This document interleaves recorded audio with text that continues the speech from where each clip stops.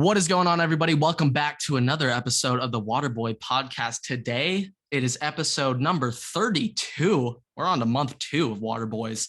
And we got a packed schedule today. Got a lot of football news. Going to be reacting to some college football news, a bunch of Madden rating reactions. My God. I don't know what EA Sports is doing, but they got some interesting Madden rating adjusters. I think Ocho Cinco is one of them now. Manning is as well. I might need to criticize Ocho Cinco in a little bit for some of his atrocious wide receiver rankings, but regardless, we got that. And then, of course, going to end it off a little MLB, home run derby. We got to cover the Juan Soto news. We don't know where he's going. There's a lot of stuff to go over. No, we don't.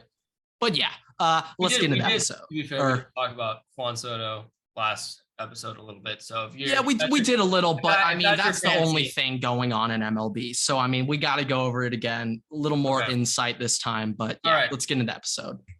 So the only thing that I have for college football, I know you have something as well.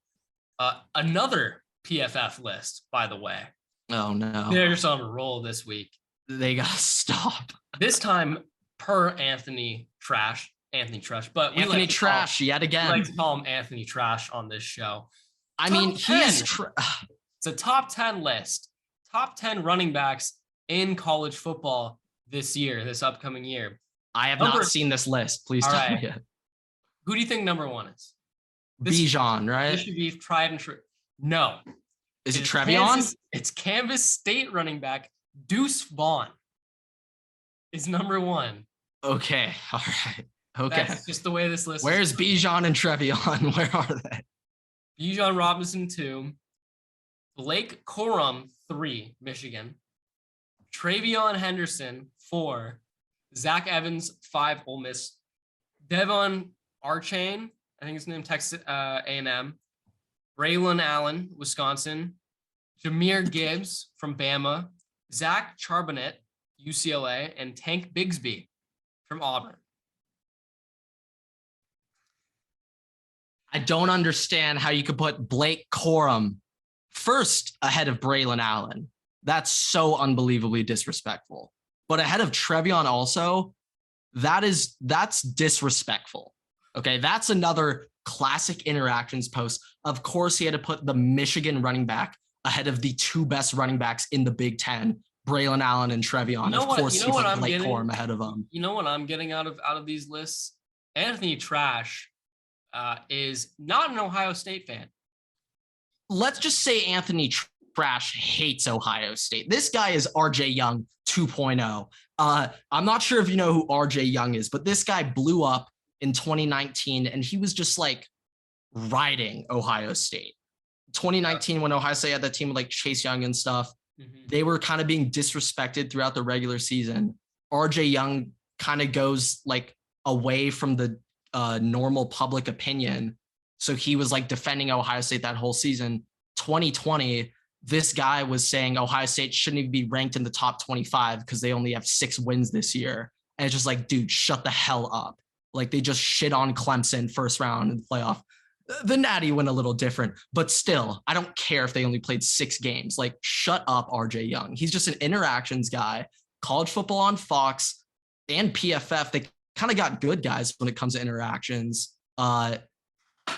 Obviously, it's helped out the brands, whether it's negative publicity, it still is publicity. So, I mean, it is doing something, but I mean, these guys, it's just, how do we piss off Ohio State fans? You know, it's easier to get Ohio State fans to interact by pissing them off than making them happy.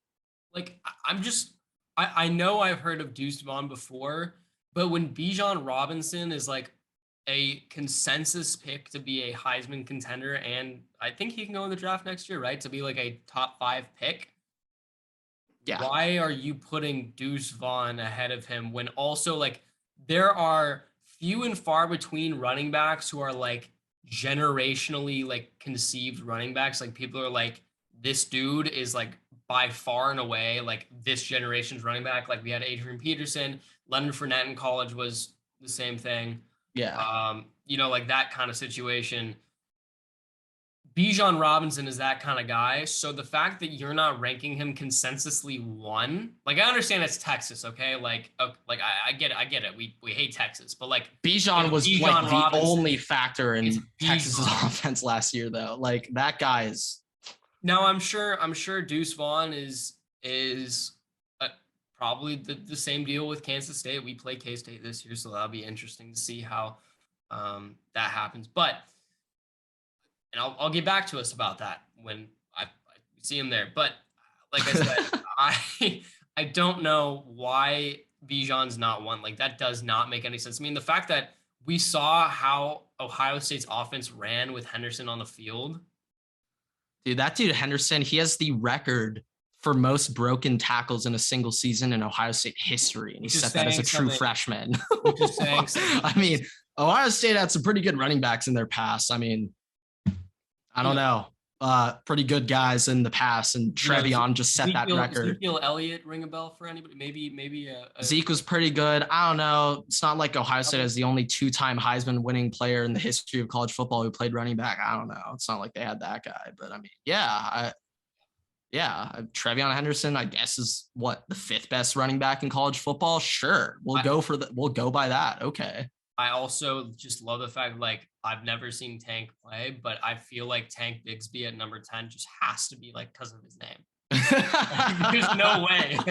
There's no way otherwise. Now, like, I haven't seen much Deuce Vaughn. I just know the guy's 5'6". So, I mean, unless this guy's like Tariq Cohen 2.0, I mean, he's also playing the Big 12. I mean, well, yeah. Let's see. How hard is it to run there?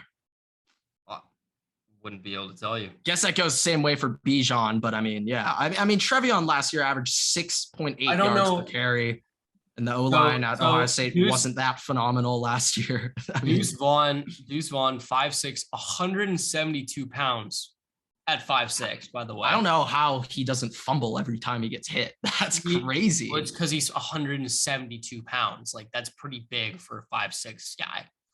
Yeah, but compared to the average football player, that's tiny as shit. I mean, you're getting murdered. It is based off of your body type, to be fair.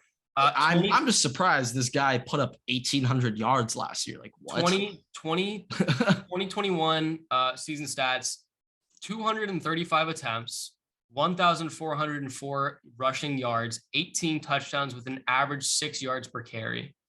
Yeah, pretty good. I mean, I guess they just put him at 1 because he had the best production out of returning running backs. He had, they played at Texas. He had 143 yards played versus LSU, 146, Baylor, 128.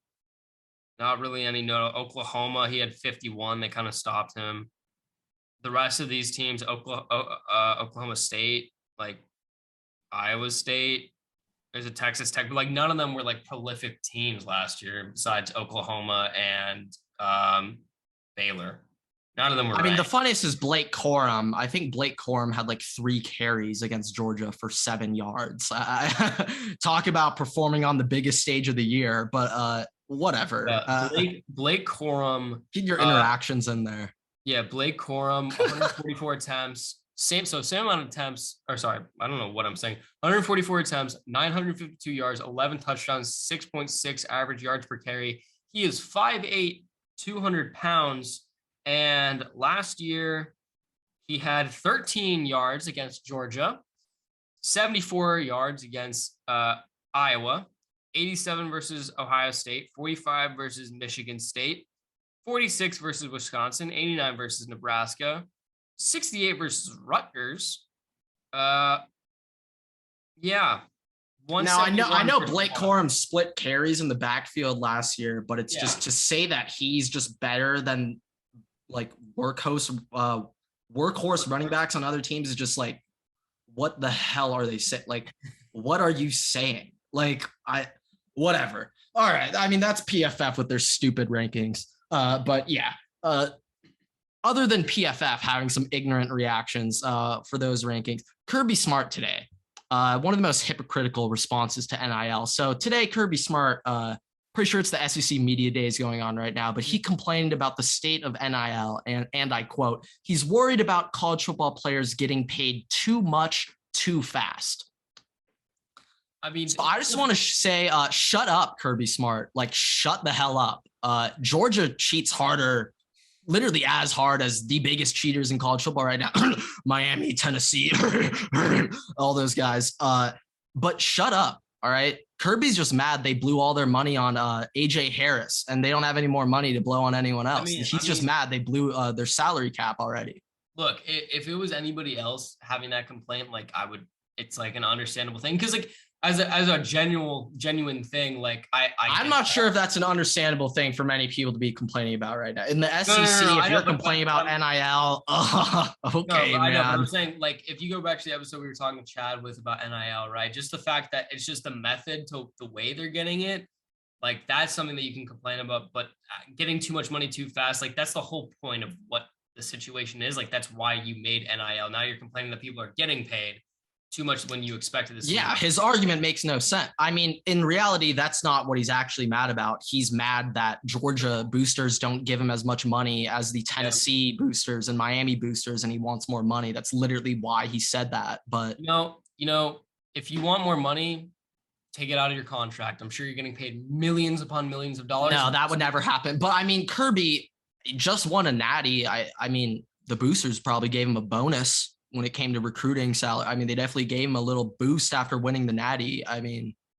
yeah, they're going to need a quarterback pretty soon. So it was phenomenal how Georgia won last year with just like the worst offense in college football history for a natty win. I mean, their defense was so good last year. Like, yeah, well, when you have they need that to win on your team, it's kind of hard to lose.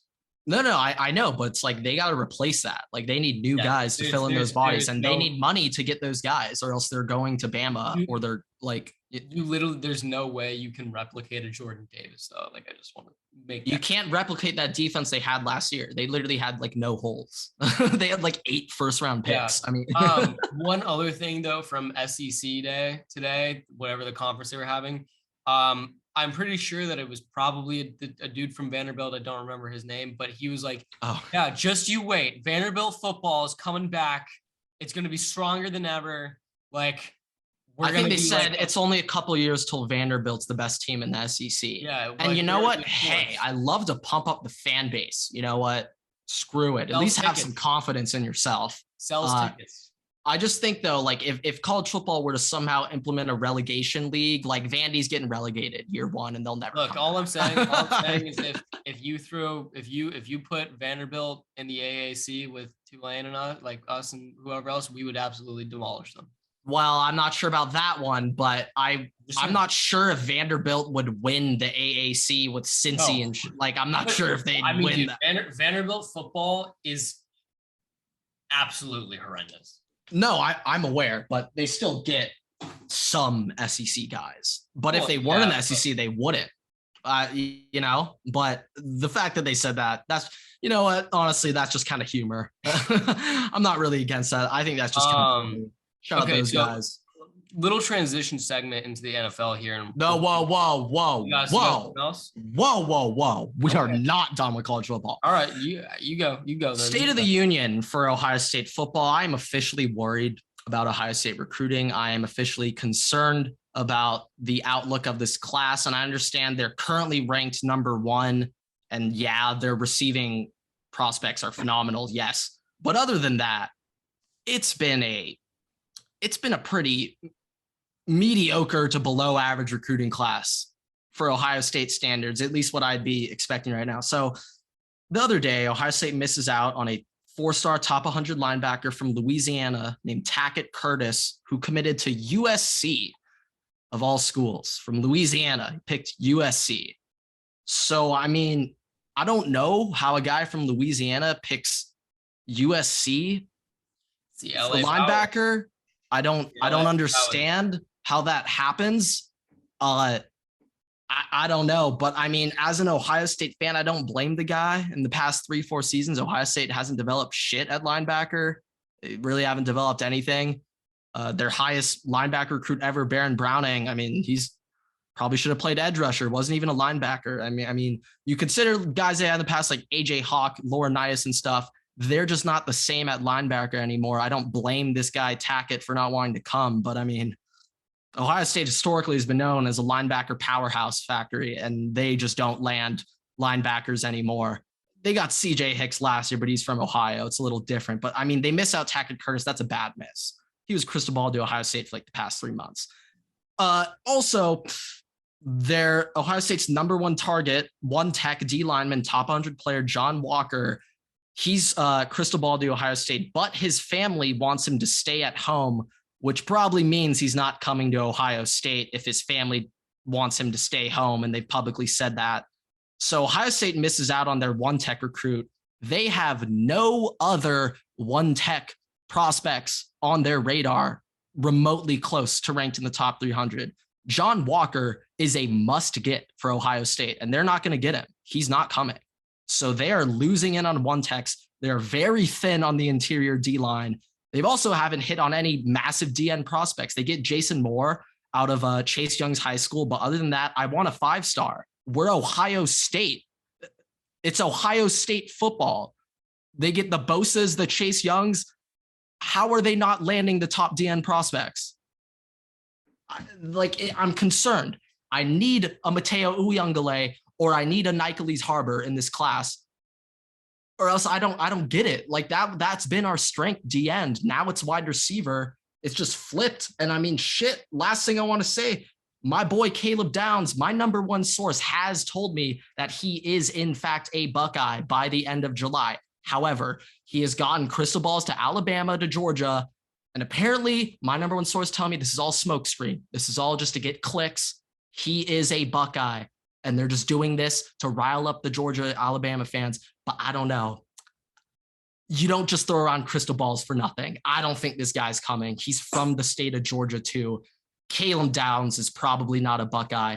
And Ohio State is probably their running back prospect, top prospect, Mark Fletcher, 4-star, is rumored to decommit.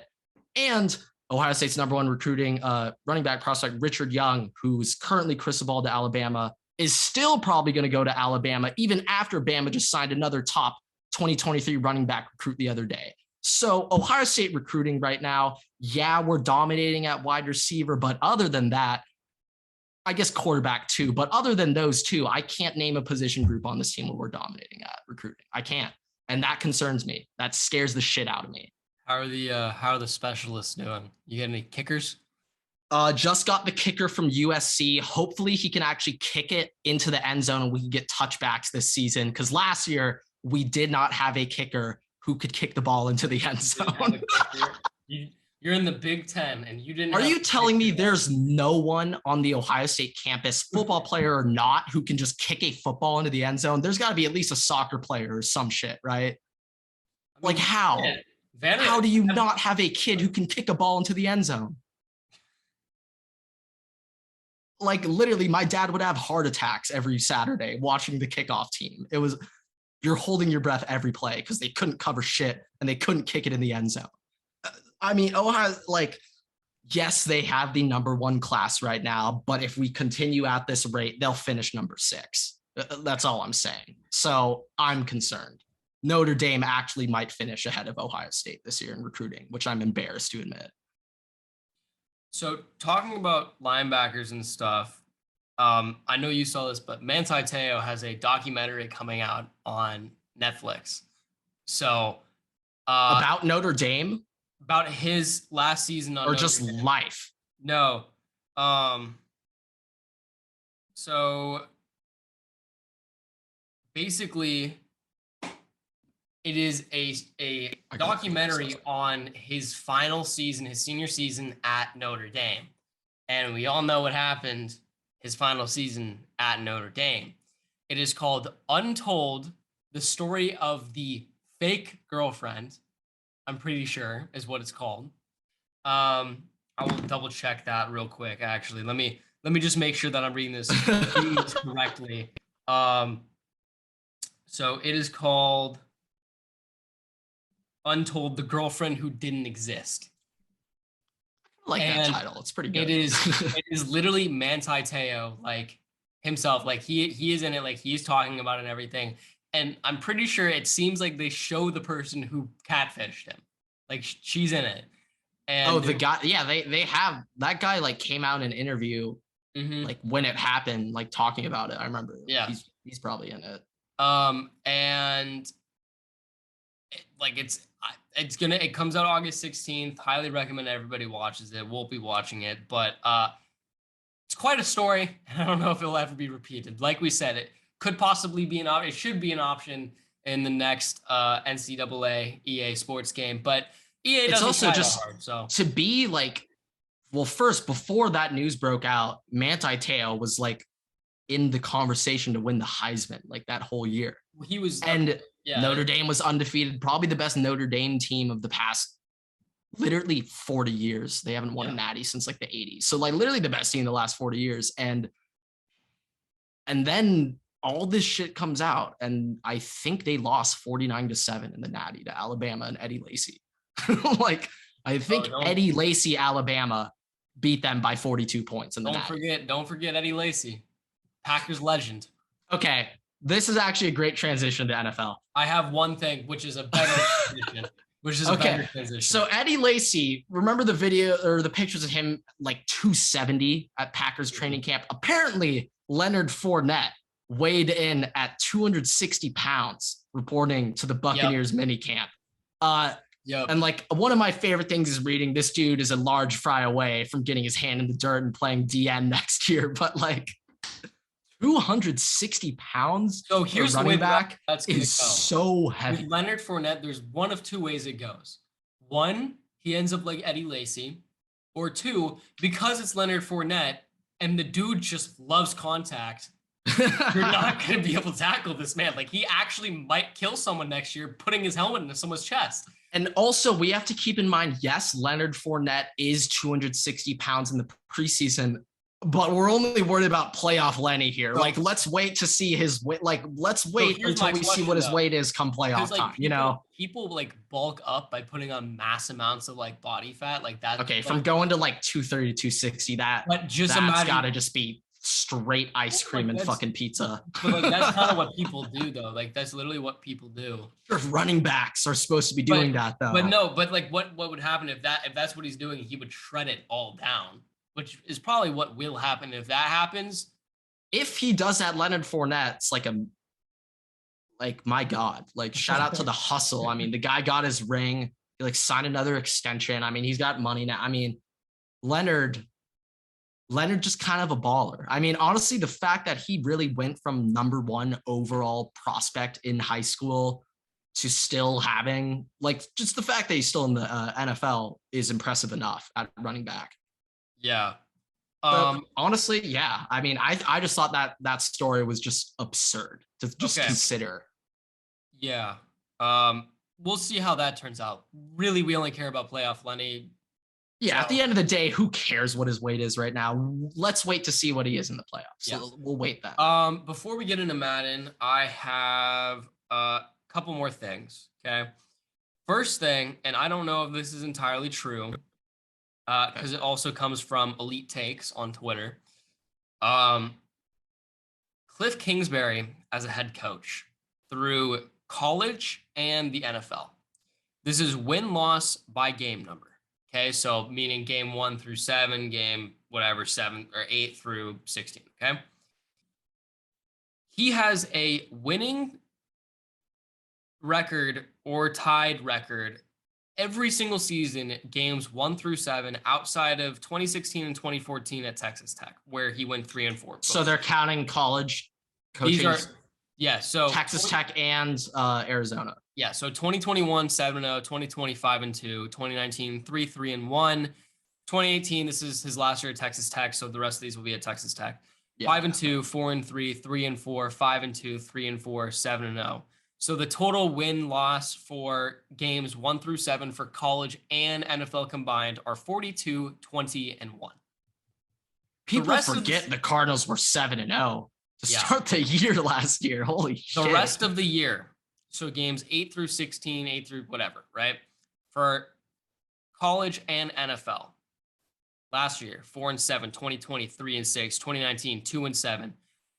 At Texas Tech, 0-5, 2-4, 2-3, 2-4, 1-4, 1-5. The rest of the season record that Kliff Kingsbury has, 17-45.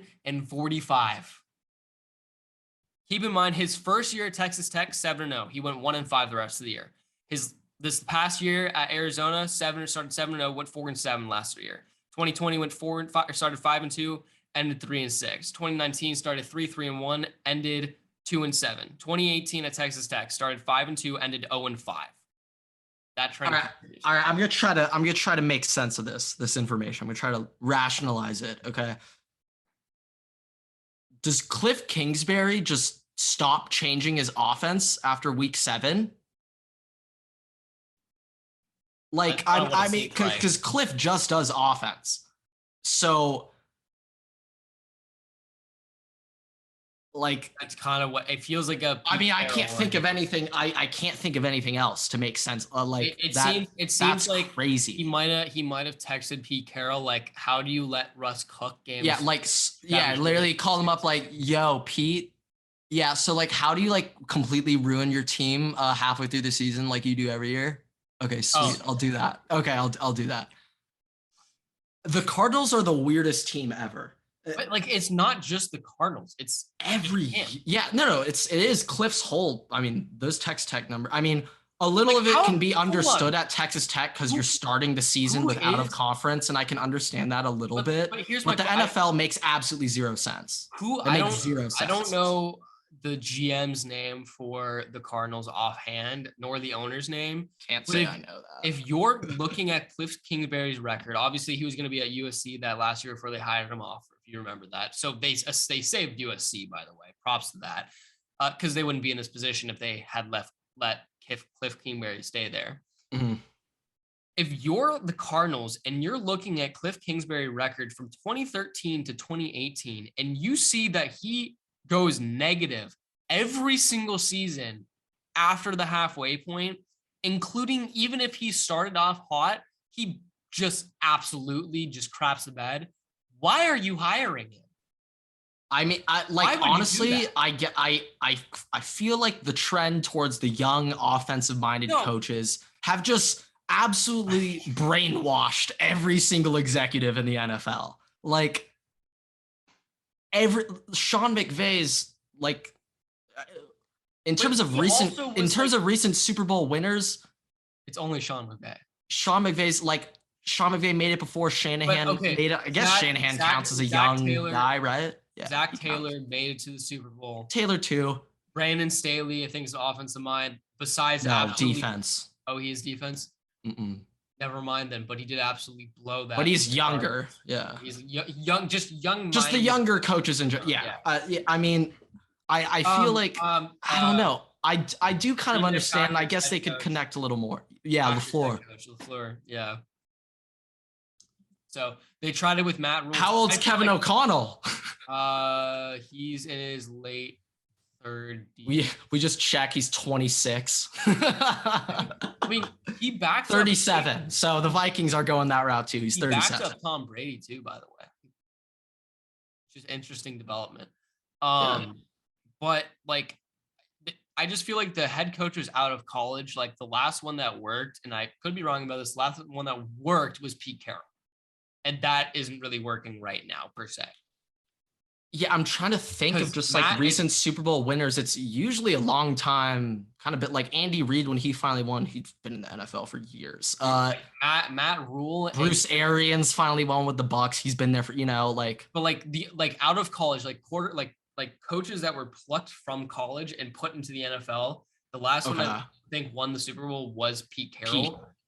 They tried that with Kliff Kingsbury at the Cardinals and Matt Rule in Carolina, and both of them have managed to implode the franchise. At least I'll give props to Kliff. He's managed to do something. Like he's turned it around a little bit. They need a better coach though. No, yeah. I mean, Cardinals are definitely better than what they were 5 years ago. If he can figure out what to do that second half of the season, maybe just not reuse the same place all year and get, a better O-line. Maybe you won't implode the second half of the season, but Matt Rule, my God. I mean, maybe Hollywood Brown's the answer for the Cardinals. Carolina Panther fans, you are in our prayers. I'm sorry. I mean, Joe Brady, that guy should probably dip and go back to college too. I mean, he was premised as being a head coaching candidate in the NFL. Yeah, I mean, he should probably dip. Yeah. Might as well. Okay, so Joe Brady is 32. like, dude, What the hell? like That's perfect. so young. I'm surprised he stayed. I don't know if he's still on. Oh, Joe Brady is now the Buffalo Bills quarterback coach. He's now Josh Allen's quarterback coach. Oh, so he's going up in the world. All right. Ooh, Improvements. I was gonna say that, dude, that makes Buffalo scary next year. The Bills just got Joe Brady. Wait a second. How is that so far under the radar? Wait a second. This dude is what, 3 years removed from the 2019 LSU. They replaced Ken Dorsey, the old Miami quarterback who lost to Ohio State. Dude, what? The old Buffalo Bills quarterback used to be the Miami quarterback, like on the GOAT Miami team, who just lost to Ohio State. Okay, a couple more things before we get into. I'm just surprised Joe that went under the radar. Joe Brady's on the Bills? Oh, what? Clip that, by the way. That's a good clip. Like, when that really flew under the radar. What the hell? I'm surprised that nobody's talked about that. What? He landed in by far probably the best situation. It's definitely the best situation you can go. I mean, other than I guess the Chiefs quarterback coach, Mahomes, I'd take the Bills quarterback job over the Bengals right now. Honestly, give me Josh Allen. Maybe sitting behind Mike Tomlin, because he, for whatever reason, can win with any quarterback you give him. Like, give him Josh Rosen, I guarantee you he'll be able to beat the Steelers. Would go. They would go to the playoffs. Yeah, honestly, the fact that the Steelers made the playoffs last year, what the hell? Speaking of Steeler quarterbacks, by the way, since 2018, Mitchell Trubisky, I call him Mitchell, has the 6th best winning percentage in the NFL for a quarterback. Oh no, yeah. I mean, behind behind Patty Mahomes, Drew Brees, Lamar Jackson, Tom Brady, and Aaron Rodgers. Okay, I just want to say, people gotta put some respect on Mitch's name for going to the playoffs with Matt Nagy. That's the most impressive thing. And I think he did it like year 2. I think they went like 10-6 or something year 2. Yeah. It's absurd. He deserves some credit. It was his first year with Matt Nagy. That was the year they went to the playoffs. That was also the first year they had Khalil Mack, to be fair. But I just remember, sitting there and watching that. It was the last game of the season was the Bears at the Vikings. Vikings playing for their playoff hope. The Bears already made it in the playoffs. We were hoping that they would pull their starters. They didn't pull their starters. They let Mitch play the whole game. And I remember sitting there because Mitch was able to, for whatever reason, pick apart the Vikings defense. Mine was like his first start in Chicago when they kind of abused him. Yeah. Which is kind of like, that's kind of expected, like first start versus an interconference team. Like, you kind of get abused, especially that year. I think was the Vikings were coming off of, I think it was 2018. Like, they still had a very good defense, like whatever. Right. Mitch is a good quarterback. And I feel bad because I think he's going to get the Teddy Bridgewater treatment, but I'm not sure if he'll ever get another starting gig. We got all these new quarterbacks, like these younger quarterbacks coming in too, but like, I feel bad because I think he's a very legitimate, like very good quarterback and at least average. Like, he should start. He should be a starter in the NFL. Yeah. So one thing that I just find really weird about NFL, just kind of quarterbacks in general, it seems to me like the patience, the waiting time, it's so very small now. And it's like, you better start performing right away or else you're gone. You know why? Except Daniel Jones on the Giants, the only guy who has the longest leash in the history. But yes, explain to me why. It's because of Patrick Mahomes. I know Patrick Mahomes sat that whole year and then he started the last game, but the reason why they just throw people in there is because Patrick Mahomes just absolutely lit it off. So they want to just know instantly, like, hey, do we have a Patrick Mahomes? Like, I can understand. I can get like that. Baker Mayfield also, like, props, like, for him. Like, he sat the first couple of games. When he came in, instantly turned around the Browns season that year with Freddie Kitchens as the OC. But also, like, you look at Justin Herbert, came in a couple weeks into the season after the doctor, he paid the doctor to stab Tyrod Taylor's lungs, and like he came off, started like off hot. Deshaun Watson came in, started off hot. People forget. Like, whoever the Chargers team doctor is, that guy should have been fired literally 3 minutes after it got announced Tyrod can't play. Like, literally. Of a punctured lung. Like, how do you do that? How does that get out? Like, how do you puncture someone's? How does that information get out pregame too? Like, how, if you're the Chargers, how does that leak? And it's like, what are they putting, like a needle in like his chest area? I'm confused. They had a needle. I don't get it. And they were around this rib right here, and they stuck it and accidentally stuck it straight through and punctured the lung. Because normally what you do to reinflate the lung is you puncture it, but they punctured an inflated lung.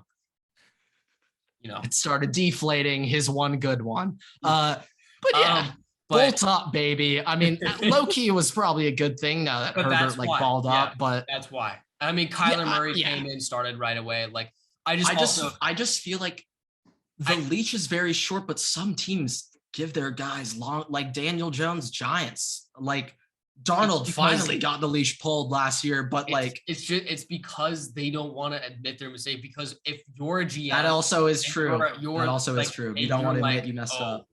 I messed up this pick, and like all these players were available, and I didn't get them. The chances that you get fired skyrocket.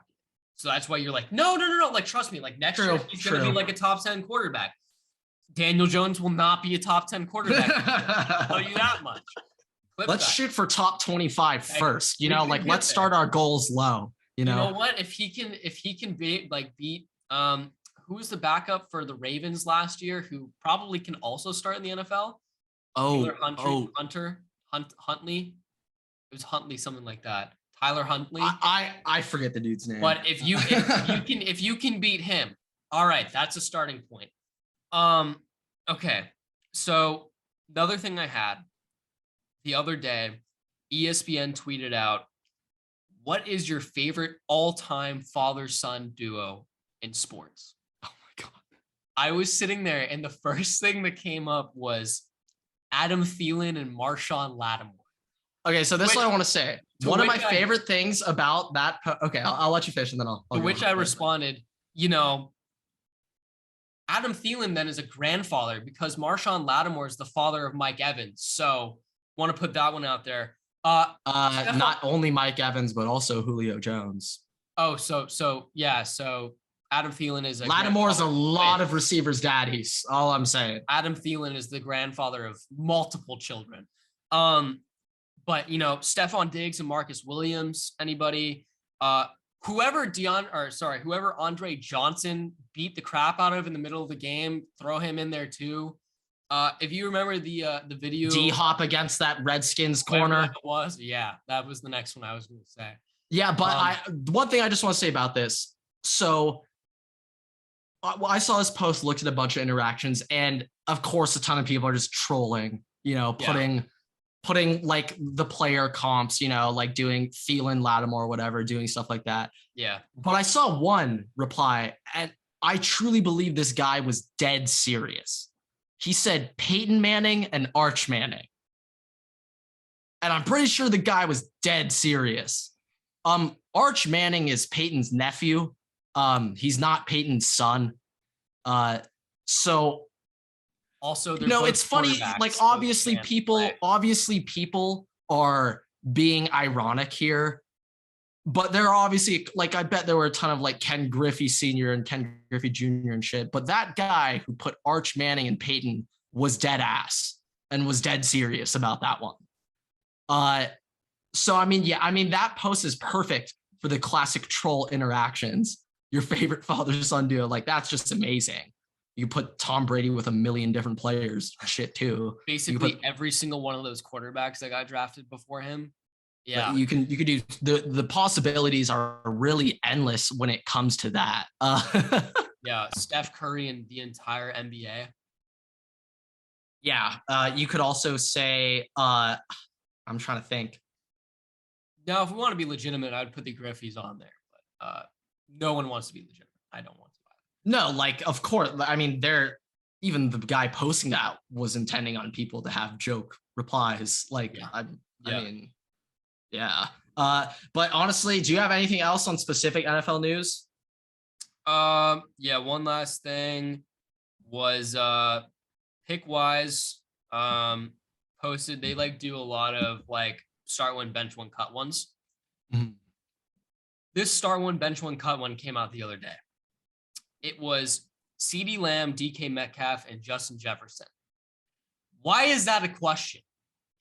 Why is that a question? Who you would even start? Because that's bona fide. If you're not, the start is guaranteed. That's a guarantee. Bench cut. Some people have different. I have a very strong opinion on the bench cut personally, but some people out there just assume that physicality means you're the greatest at your position. So of course they would start DK in that scenario. But I mean, yeah, no. Start Justin Jefferson, bench CeeDee Lamb, cut DK Metcalf.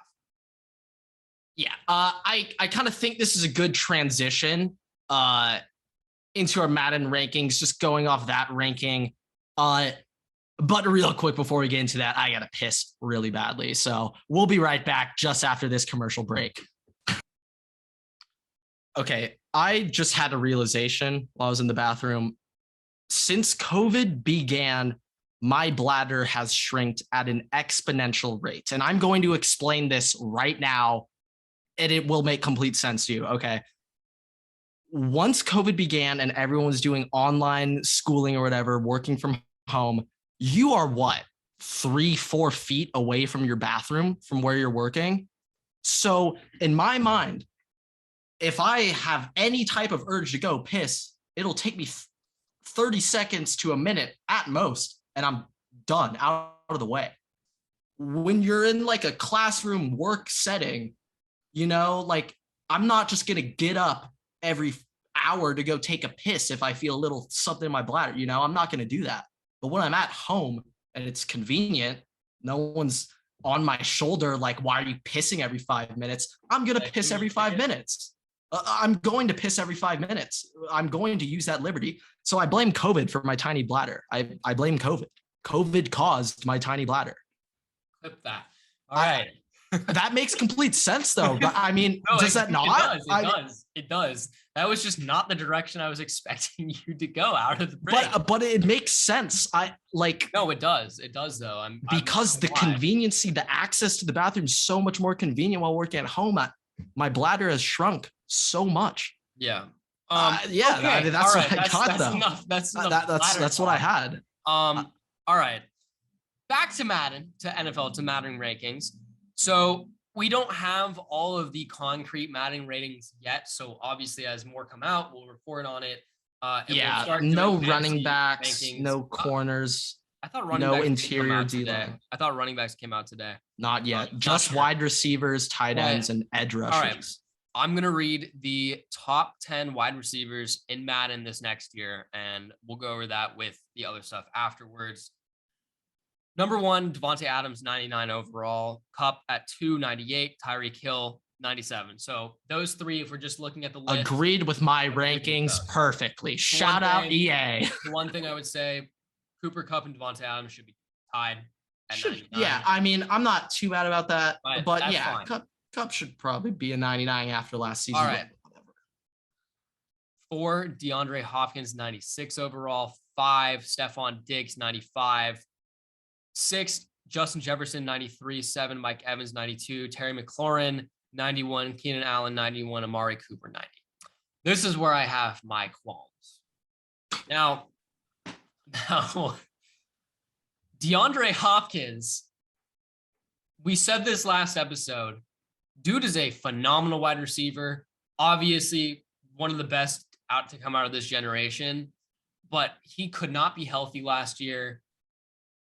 The dude was hurt the entire season. He also was not a top 5 wide receiver when he was healthy last season. I will make that statement. I don't care if I get flamed for it. That is my statement. Well, I wouldn't quite go so far as to say that. I mean, this is something I just want to say. Like, are these ratings, in my opinion, should be a reaction of the previous season. Yes. But it's a combination of reaction and prediction of what they do on the field. Here's my thing.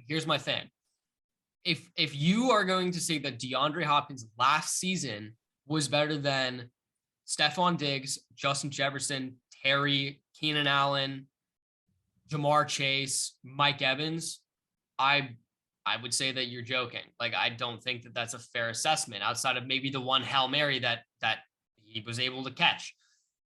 I'm very confused how they. Why is DeAndre Hopkins a 96 overall? Why is Stephon Diggs and is 2 overalls better than Justin Jefferson? Why is DeAndre Hopkins 3 overalls better than Justin Jefferson? Like, I think that our list that we made last episode was very justifiable. And if we're looking at last season, Justin Jefferson almost broke Randy Moss's record, and he how many yards is he away from next year? Yeah, so last year he broke Randy's first 2 season reception record. Oh no, he did break that. No, he did. And then next year, if he gets, I think it's 1,100 or 1,200 yards, he will set the record for most receiving yards in a wide receiver's first 3 seasons. Yeah. So I'm just based off that fact alone, like Jay Jettas is literally like on potential to be a top 3 wide receiver all time in terms of accolades and like just based off that, like now I'm not necessarily going to go out on a limb and say he will be the second greatest receiver of all time when it's all said and done, but he is on track. Like, he technically is, just based off those numbers. Dude has 3,000 receiving yards in his first 2 seasons. I mean, and people are like, he got an extra game last year. That's 1 game, dude. It's still 3,000 yards. Like, relax. Chill. Like, okay. Also, DeAndre Hopkins is approaching. He's about to be 30, right? Like, I mean, that's kind of. He is 30. So, with a suspension, by the way, coming into next year. He turned 30 last month. He has a suspension too. I think it's a 6-game suspension going into next month. So I don't understand that. And then also, like, is he suspended? Yeah, for PEDs. Did not know that. Yeah. Did not. Which NFLPA disputed today, by the way, but he still tested positive for PEDs. So, just saying. Maybe the Hollywood trade, maybe it makes a little more sense now why the Cardinals really went after Hollywood. But also, like, okay, I love Terry McLaurin. I think 91 is very fair for him. I do think that if you're putting him at 91, you kind of got to boost up Jamar Chase a little bit. I also think that Amari Cooper at 90 is too high. Really? I think that he should be an 88. Like, okay, this is my thing with these ratings. I mean, last season, it's just like Michael Thomas also is a 90. I think that's perfect for him, to be fair. I think. Do you now? Really? Well, I said that he shouldn't be a 93. That's what my assumption was. He was going to be a 93. If he's a 90, I can accept that. That's okay. But also, like, if you're putting him at a 90, DeAndre Hopkins shouldn't be a 96. But like, okay, let me pull receiver. Okay, so receiver, when I was just looking at this top, my instant reaction is, why does EA refuse to give high ratings to 2nd or 3rd year players, unless they're quarterbacks and running? That's the only position group where they'll give them clout. So I'm looking at these receiver lists, right? Devontae, yada, yada, yada, whatever. Cooper Kupp makes sense. Like, I get that. I don't understand why Jay Jettas is only a 93 and it's Jamar's an 87. Like, Jamar Chase, there's a disconnect here. Jamar Chase is 1 overall lower than Adam Thielen, and I love Adam Thielen, but he's not better than Jamar Chase. Also, Jamar Chase is better than Amari Cooper. I don't know why Amari Cooper is going to be a 90 on that. Shout out Everett. Shout out you, man. Finally admitting, you know what? Hey, one of our guys is overrated. You know what? I'm going to shout you out on that. Like I said, I told you this before. I think I love Adam Thielen. 88, maybe a little bit too high. I think he should be an 86. I think it's just hilarious that DJ Moore is considered a better receiver than Jamar Chase. The like DJ Moore, 88.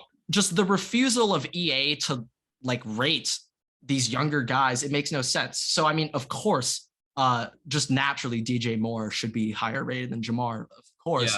Yeah. Now, like, I can understand if they're worried about franchise mode and like, yeah, Jay Jettas will probably be a 99 after one season, like in your thing, like, yeah, that is a bit of a concern. But they don't give a shit about franchise. When have they ever cared about franchise? They don't care. So it's not like they're doing that to help out franchise from players getting OP. It's not like they're helping that out. The last time they cared about franchise was probably the 2012 Madden with Peyton Hillis on the cover. And I remember playing that on my Wii, by the way. And I'm so sad they took out the feature. You could literally make your own stadium and team and play it in franchise mode. Yeah, just the lack of features. It just made okay. Also, another thing I want to say: how the hell is T. Higgins only an 83? Should be like an 85. I feel like an 85 is like a good rating for T. Higgins. 85, like 86 or so. If Jerry Jeudy is an 82, how is T. Higgins only an 83? Like, what the hell? Like that does not make sense. That doesn't make sense. Okay. Year in, year out, just they're up on some Zaza over there. Okay, so I noticed a couple of alarming stats when it came to some of these players, and I just want to point out a couple of things where EA drastically messed up. Do I have to like bolt myself down into my seat real quick? Do I like just gotta make sure that the second one might be more surprising? Actually, I'm not sure which one you think is more surprising, but this is the first one. Debo Samuel. Debo Samuel is an 89 overall wide receiver. And I said this last week. In my opinion, Debo is more of like a hybrid role. In terms of pure receiver, I wouldn't put him top 5. But in terms of NFL weapons, he is top 5. Yeah. And so I was looking at Debo's stats, really taking a deep dive. They did Debo right. He has the highest trucking. He has the highest strength. He has the highest or not strength. He has the highest trucking, and he has the highest break tackle out of any wide receivers. However, for Debo Samuel's carrying stat, which I'm pretty sure just determines if the player will fumble the ball or not. Like, I'm pretty sure. That's basically so Debo Samuel, for being the hybrid running back wide receiver last year, who essentially was the Niners running back down the stretch, according to Madden, Debo Samuel is the 216th best wide receiver at carrying the football. 216th best wide receiver at carrying the football. Do you have his overall for carrying? 71 overall. At wide receiver. At wide receiver. Do you know what Cordell Patterson's carrying is? I can look it up. The highest carrying rating is Allen Robinson at 83. So if you're telling me Allen Robinson is 12 points better at carrying the football than Debo Samuel, I don't, what the hell are we talking about? That makes no sense. That literally does not make sense. Let me look at Patterson. I'm curious to see what they gave him. Let's just look at this. Ooh, I think he's listed as a running back. Let's just see. I think he's not a wide receiver. Okay, so we can't see he's not in it yet. So let's look real quick. But I mean, Debo at Cordell Patterson is the closest player to Debo Samuel as of last year. I would agree. So I agree with that. Let's look. Last year, Debo Samuel had 4 fumbles, and I'm pretty sure one of those came on a play where he injured himself. Okay. I'm saying, regardless if he fumbled 4 times, that's still no other wide receiver in the NFL is strong enough and has the balls to carry a ball inside zone. Debo is the only wide receiver in the NFL who can do that shit. The only one. So, okay. All right. So, last season, Allen Robinson did not fumble. Allen Robinson only has 2 career fumbles since 2014 when he entered the league. Yes, but Allen Robinson also had 8 catches last year? Like here, we can compromise. Yeah, we can compromise. Keep Allen Robinson at 83 for carrying and put Debo Samuel at like 85. I'm just like, I swear, just for the average running back has like a 91 carry rate, literally like in the 90s. That's like the average. How is Debo at 71? That literally makes no sense. Also, why? Like, I don't know why. It seems like they haven't added a new position, like a hybrid flex position. Like, they can do that easily. They probably could, but I mean, it might be weird. Like I can see something just being weird. You just put it like make wide receivers available to put in the running back like spot. Like, well, you can do that. Like Debo last year when you moved Debo to running back, he's like a 99 overall. But I'm saying then they can't play on wide receiver play. So I'm saying like, you know how they have third down back or they have power back, like you can do that. I'm saying make wide receivers able to go into those spots. Don't make them literal running backs. Don't make them a running back spot, but put them there. Fixes your problem. You can put Debo Samuel there and he can still be a wide receiver and it works. Yeah, no, I mean, I was just like that just kind of didn't make sense to me. This is another thing that I found hilarious. Okay. So Taysom Hill is now a tight end in Madden. I'm not sure if he was last year. I think he was a quarterback for like the past, but he's a tight end now.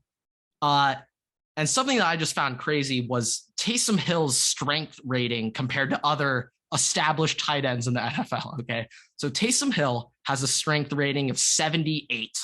I'm going to list first. What do you want to hear first? The tight ends with better strength ratings or the ones with worse strength ratings? We'll start with worse. Okay. So Taysom Hill has a higher strength rating than Pat Freiermuth, Cole Kmet, Dallas Goedert, Dalton Schultz, Mike Gesicki, Hunter Henry, and Robert Tonyan. So I was trying to dive into this. More than Hunter Henry. And the couple times I watched Taysom Hill play, he is pretty hard nosed. He is pretty tough. He does. But I'm just trying to make sense of this strength rating. So I just looked up some stats just about Taysom Hill physically. He's 6'2", 220 pounds. The average tight end in the NFL is 6'4" and over 250 pounds. And they rank Taysom Hill pretty sure as like the 14th strongest tight end in the NFL. So the guys ahead of him were George Kittle at 82, TJ Hawkinson at 80. These are notable guys. Yeah. TJ Hawkinson at 80, Mark Andrews and Kelsey at 79, and he's tied with Jonnu Smith at 78. So, I mean, I'm just confused. Why I could be wrong about this. I haven't watched that much tape on Jonnu Smith. Me neither. I'm not going to act like I'm a guru. Like Hunter Henry probably should have a higher strength than like trucking, sure, give it to Taysom, but strength, I don't know. I trust Hunter Henry in the run blocking game more than Taysom Hill. Sue me. I don't know about you, but I think I'd trust Hunter Henry a little more. Wait, does that mean if I put Taysom Hill at fullback, like, and I do like I could have like a gross fullback combo, just put Taysom Hill back if here, like he has run blocking, he could potentially be a great fullback. Yeah, for Madden, he could. Yes. If you're into fullbacks, if that's your thing, that's your offense. Those were just two numbers. Those are just two things that just shocked me. In terms of specific ratings, I have some other overall trends of Madden ratings, not necessarily specific to this year, but in general that I don't understand. One thing I don't get, how do players have higher catch in traffic and spectacular catch ratings than their normal catching? Are they better when contested? I don't that just literally doesn't make sense. Like just literally that doesn't make sense. You know, their catching attribute should be the highest, just physically thinking about that. That's just like a little thing I don't understand. Another thing that I don't really understand. Okay. They released the interior linebackers, I guess edge rushers. I guess they have all linebackers I've got a little bit on that too, by the way. I kind of find it just doesn't really make sense to me why almost every single top D end or edge rusher had better awareness and play recognition stats than all the linebackers. Now, I mean, I was a scout team middle linebacker back in my day, but for me, what really differentiates a good from great linebackers, their awareness, their defensive IQ, their ability to, their instincts, be in the right position, make plays. And I don't know, man. I just feel like Fred Warner might be a little more intelligent on play recognition than Nick Bosa. I don't know. I feel like that should just make sense. I mean, I don't know. I mean, the linebackers, like the captain of the defense, I'd hope they would be aware. They got the helmet. Yeah, I mean, I just don't understand why the linebackers have like the lowest awareness and play recognition on the defense. That just didn't make sense. So speaking of edge rushers, and if you don't have anything for the NFL after this, we'll wrap it with the MLB. So the list for the edge rushers, top 10 edge rushers, 99 overall Myles Garrett, 96 TJ Watt, 94 Nick Bosa, 92 Von Miller, 92 Khalil Mack, 91 Joey Bosa, 91 Cam Jordan, 90 DeMarcus Lawrence, 90 Chandler Jones, 89 Rashawn Gary. First and foremost, why is TJ Watt not a 99 overall when he almost broke the single season sack record and, just kind of demolishes any player that he comes against? Like, I understand Myles Garrett is obviously a phenomenal defensive end, and don't get into this again, Everett. No, I'm just saying, I'm just saying, put Myles Garrett at a 98 and TJ Watt at a 99, or at least make TJ Watt a 98, like the same thing you did for Cooper Kupp. Well, Myles Garrett's a 99, so I know, and so is Devontae TJ Adams. Watt. Yeah, I don't understand why TJ is not there. At least you at least have to give him a 98, like at a minimum. Yeah, if Kupp won Opoy, he's 98. How is Depoy not 98 at least? Also, by the way, I think he was like one sack away from breaking the single season record, something like maybe it was 2 sacks, insanely close. I'm honestly not entirely sure how close he was. But also, keep in mind, he tied it. He tied it. Oh, he tied the record, and he's just 3 overalls lower than Myles Garrett. Who also just almost murdered a man with a helmet. Let me just keep that in there. I'm going to be honest, TJ Watt has led the league in sacks, TFLs, and QB hits for the past 2 seasons. Yeah, no, that is crazy as shit. Just hates TJ Watt. What can I say? They hate the Steelers. I mean, one thing though, that I found it kind of funny about TJ Watt. I'm not entirely sure about his athleticism, but I think it's very funny that he is slower than every single D end in the game, pretty much. That's like a meta D end. Doesn't really make sense. He has to have high finesse moves. He's got to be pretty quick. I don't know. Whatever. But my biggest complaint with this, I guess Ocho Cinco knows more than me. So. We obviously have Cam Jordan on here, 91. DeMarcus Lawrence is 90. Chandler Jones is 90. And Rashawn. I feel like DeMarcus Lawrence has been a 90 for 4 straight years. And he's been hurt. He's been hurt. Also Rashawn Gary's an 89. I mean, I know Rashawn Gary's good, but Max Crosby's not on this list. Max Crosby's not a 90 overall.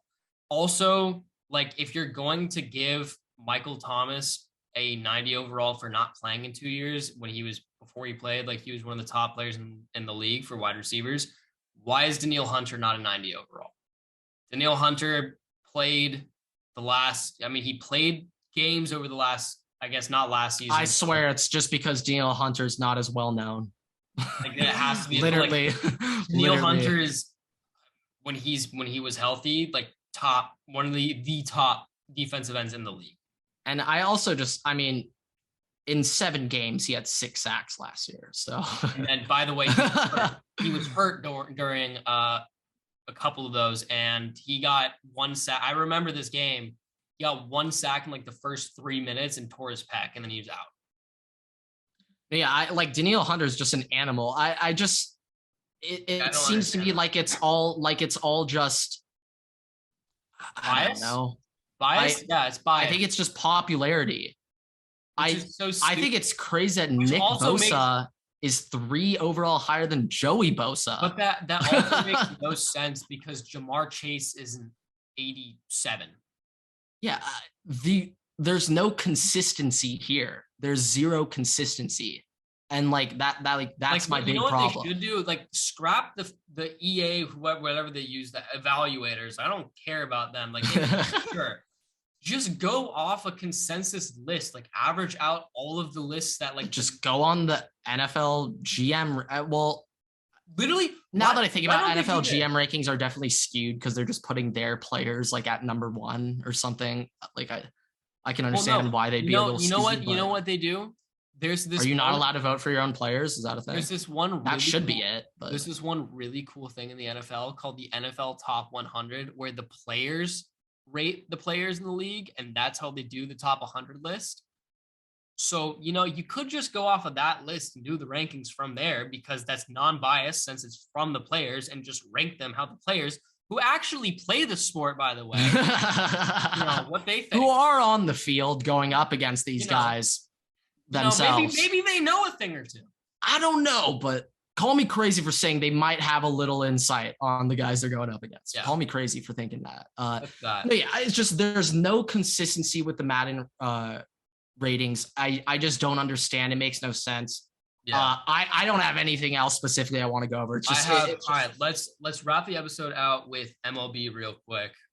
We've been jargoning for a little while here. I have two things. Obviously, the All-Star game is tonight. Starting in about an hour and a half. I am hoping that we will have a home run derby to end the game today. As you saw, they did add to the bottom of the ninth. If it is tied, we'll now have a home run derby to decide the winner. And that makes me feel like it is going to be set up to take place this year. Yeah, it's a little weird that they break that news. Why was there such a big deal out of that news being broken? I also think that that's really cool. Like, imagine. Oh yeah. If we have a Fields of Dreams situation where we're already just hitting nukes, like it's 9-9 or something, and the ninth, and it's tied, and you go to a home run derby on top of that, that's just incredible. But the All-Star game should also arguably be played at the Field of Dreams for the rest of eternity. It should be. After this year. But the two things that I had to talk about was, one, if Juan Soto is declining a $440 million contract.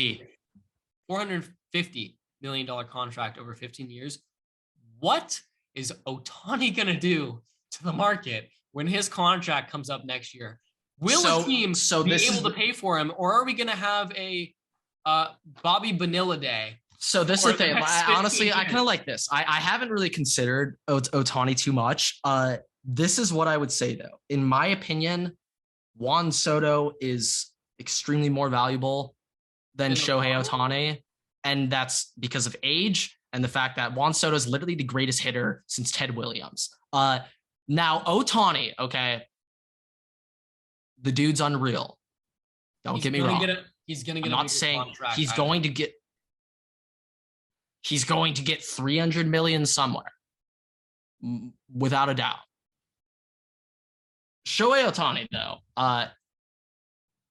let me just look up his age real quick. I think he's 26. Shohei Ohtani turned 28 2 weeks ago. Oh, it's baseball. I don't know about you, Everett, but just based off some past long-term deals I've looked at, the Braves didn't re-sign Freddie Freeman because they didn't want to pay a 37-year-old $28 million a year. Here's my outlook on it, right? Shohei will be 29 when he's a free agent, right?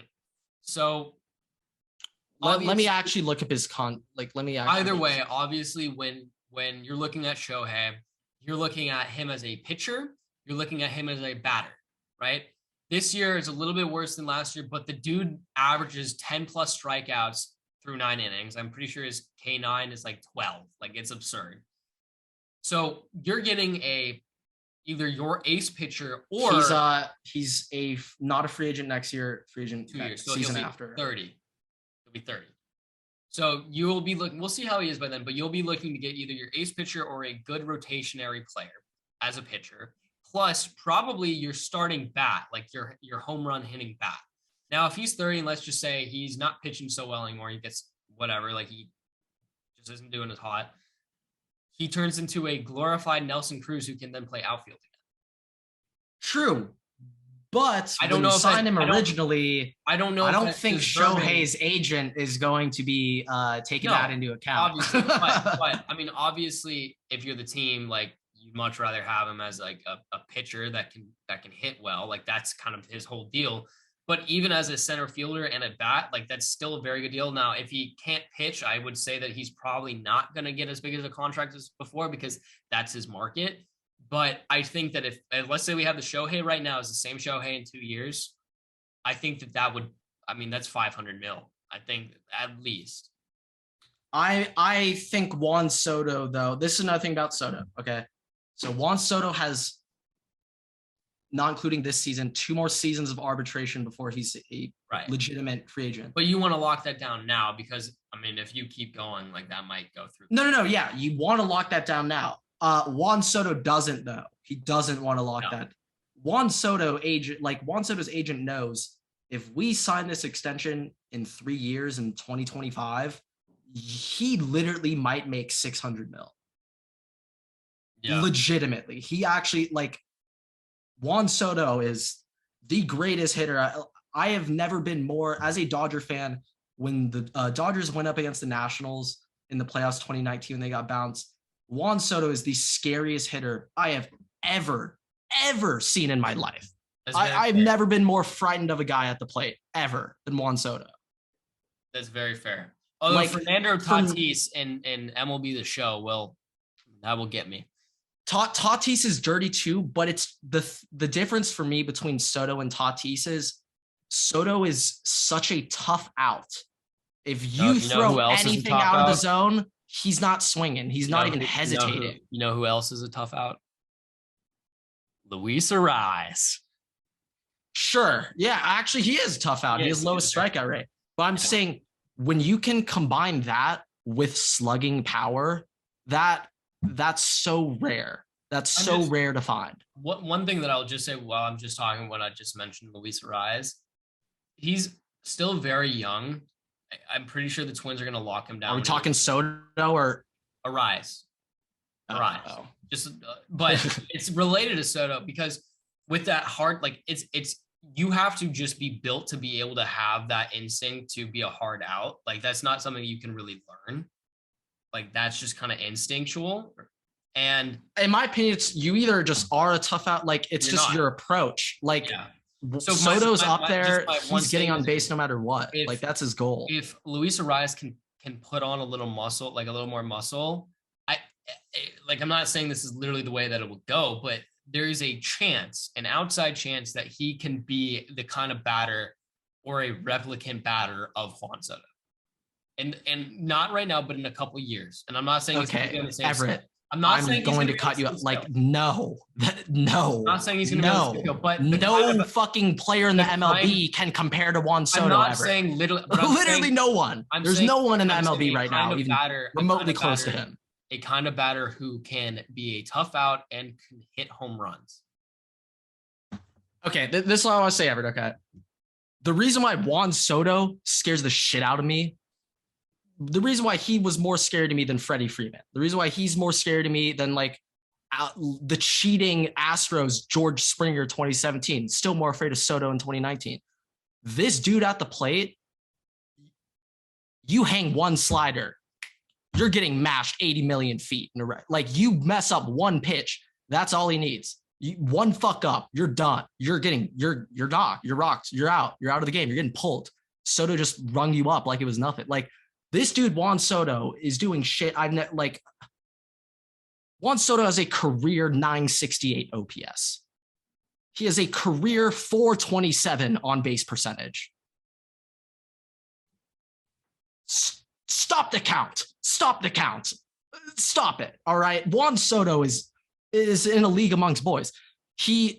Last year, he had 145 walks and 93 strikeouts. 50 more walks than strikeouts.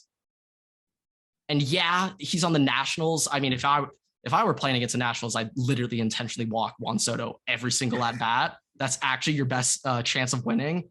Which is this dude, Soto, he's doing shit I've never seen. I've never seen this shit. I've never seen this. He's a career 160 OPS plus. 60% better than the average. That's his career average. A generational player. Like that, like, so going back to the Ohtani, I agree with you in the fact that Ohtani and Soto will probably have the two largest contracts in MLB history when they do sign their deals. I think Soto's should be more though. I truly think that. You I just think Juan Soto is just doing things I've never seen. The market is constantly being reset. Like if we look at the NFL, like True, there are players that are getting paid more than players that are essentially better than them. Well, to be honest, literally every year there's a new record for highest paid blank in the NFL every year. So, okay, real quick, just wrap up. We've been riffing for a bit.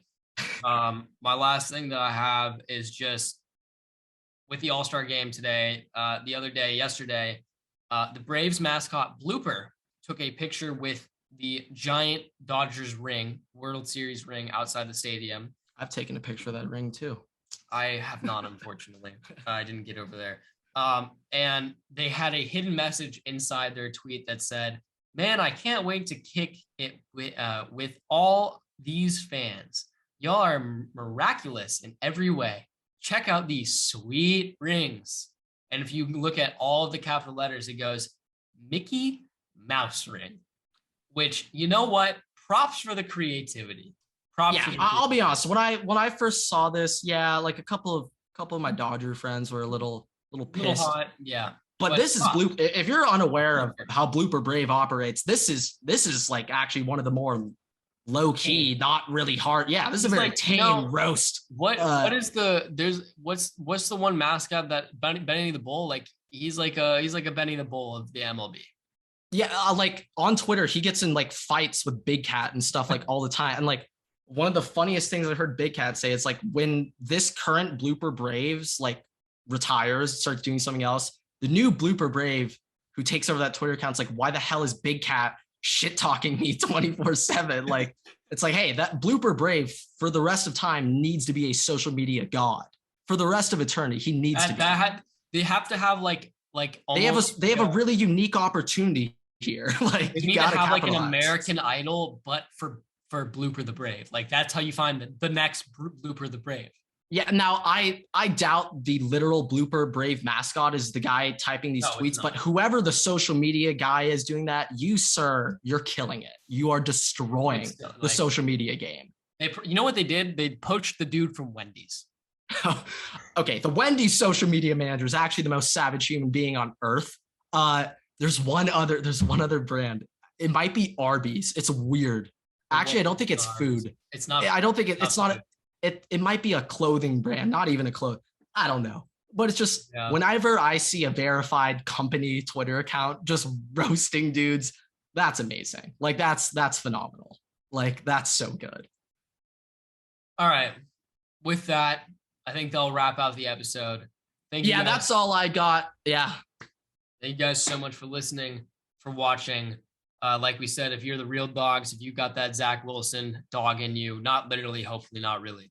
But if you do have that dog in you, like, follow, post when we have new episodes every Tuesday, Thursday.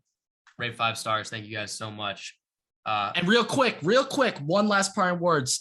Just like how Andrew Friedman's about to savage the trade deadline and cop Juan Soto, you guys should be savaging your long travels and listening to the Water Boys wherever you go. If you got a plane ride coming up, maybe you got a long car ride, pop on the podcast, listen to your boys, keep up to date with the real insight on sports with your Water Boys. That's all I had to say. But Everett, Water Boys out.